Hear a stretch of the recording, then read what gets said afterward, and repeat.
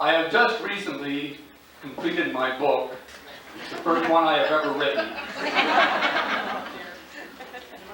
It's entitled Memoirs of a Teacher. I think that's very fitting. Now, I thought I would really try to give you the full blast here tonight in relation to this text. But since Sue said you have no more than 2 hours, I thought maybe I'd better cut it back a little bit and just give you a few excerpts from Memoirs of a Teacher. Now, since I have that time limit, I thought what I really should do is make this book available to all of you. So, on that behalf, my promoter, Carolyn, will be selling these books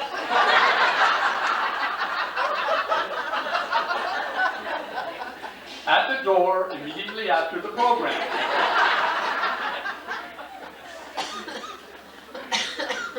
Now, the cost of this book is $22.79. Originally, my thinking was, let's make the book about $222.79. You know, getting along with that get-rich-quick theme. But then I realized that no, that wouldn't work, because I really want my colleagues to be able to purchase the book.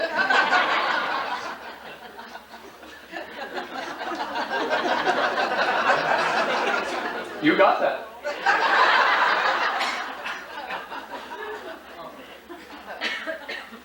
Excerpts from Memoirs of a Teacher.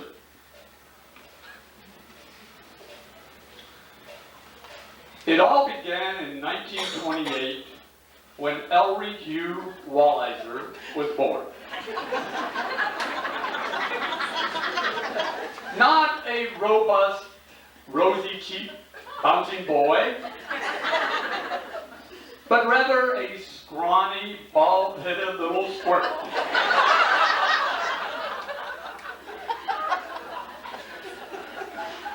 It was common practice at that time to name the first son after the grandfathers.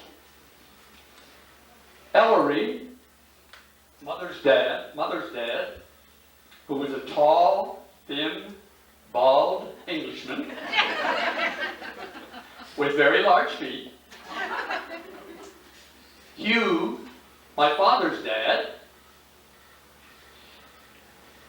a shorter, stocky, muscular man of German ancestry with a full head of hair and small feet.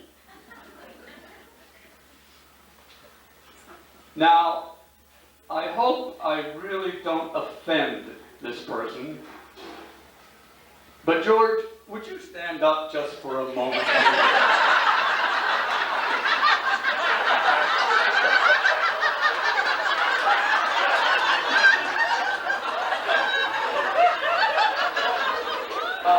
To make this complete, let's give George a round of applause.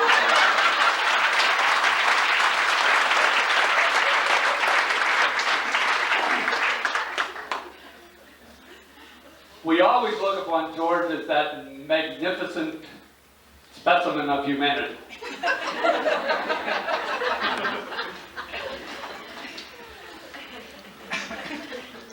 Just think, George. With the exception of a few lost battles of genes, I could have been your look-alike.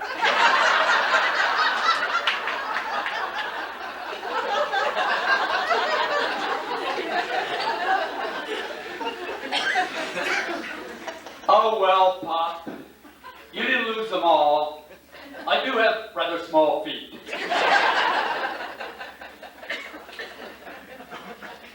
Turning on to page 34.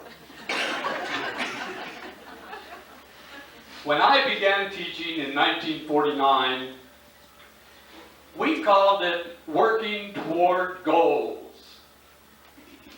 Now we are calling it out-based. What? No, that's wrong. It's correct. Quote, now it has become out-based, outcome-based education. All right, read on. Irregardless of the terminology, a common thread that prevails through all education is discipline. We must have the attention of the child before learning can ever take place. Now, discipline can take on many different faces, such as a smile here, a frown there, a pat on the back, a kick on the rear. Continuing on to page 41. The subtitle here is, I Remember. The fellow that I shamed into doing his Algebra 2 assignments. 15 years later, he returns as a successful businessman. He remembers, and I remember. The girl who I allowed to sit at least 6 arm lengths away from our first biology dissection. Not only did she finish the course as one of my most precise dissectors, but went on to become a veterinarian. She remembered, I remembered. The sleepless nights I spent in trying to figure out why a good math student was struggling with geometry. Near the end of the first semester, the guy was practically failing. But something I said in class one day was just like turning on a light switch. You couldn't stop him thereafter. He was nearly perfect. Neither of us could ever recall the exact words, but he remembered, and I remembered. A light karate chop, okay. A light karate chop to the back of the neck of a fellow who was about to pierce the neck of the fellow in front of him with a nice little hat pin. It became dislodged. That lad eventually became a school superintendent. He remembers, and I remember. Teachers, you all can influence students in many ways. Don't ever let go of that. They are there to be influenced, even in little tiny subtle ways. You never know what can help. Never, never give up on a student. Moving right along to page 101.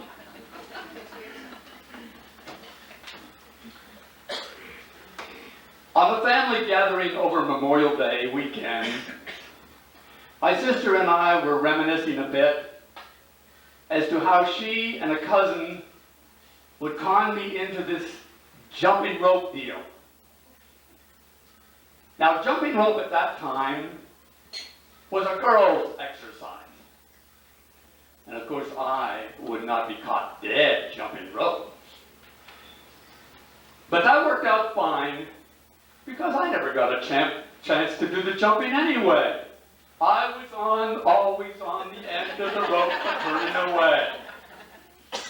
You know, to that rhythmic rhyme, rich man, poor man, beggar man, a thief, doctor, lawyer, and Indian chief. Gee, you know, I got to thinking, I've had all of those pass through my classroom. Rich man. Yeah, at least 2. Poor man? Some. Beggar man? I can only name 1. Thief?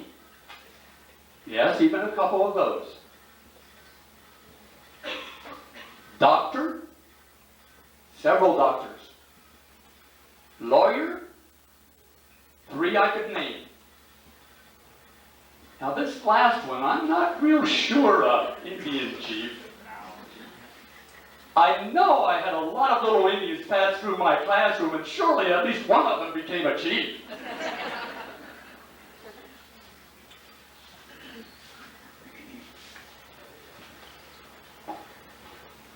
Lest I forget, especially for you high school teachers,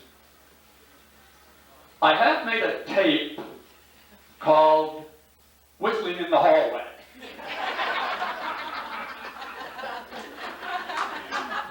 It too will be on sale at the door for $9.99.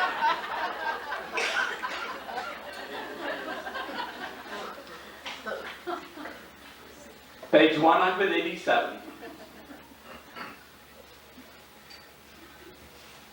With a song in my heart and a whistle on my lips, thank God for being a teacher. Thank you.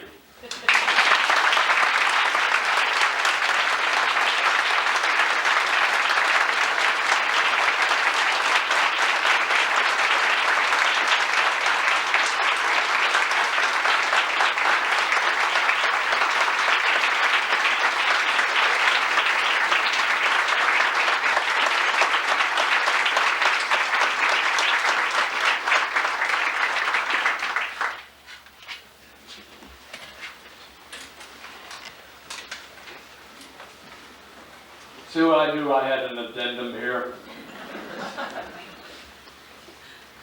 To Mr. White and Mr. Smith, Mr. Durandetta and I are going fishing early Monday morning. We'll try. And in case I don't happen to make it by 8 o'clock, just put a sign on my door, "Gone fishing," and I'll be in to clean up things. Thank you.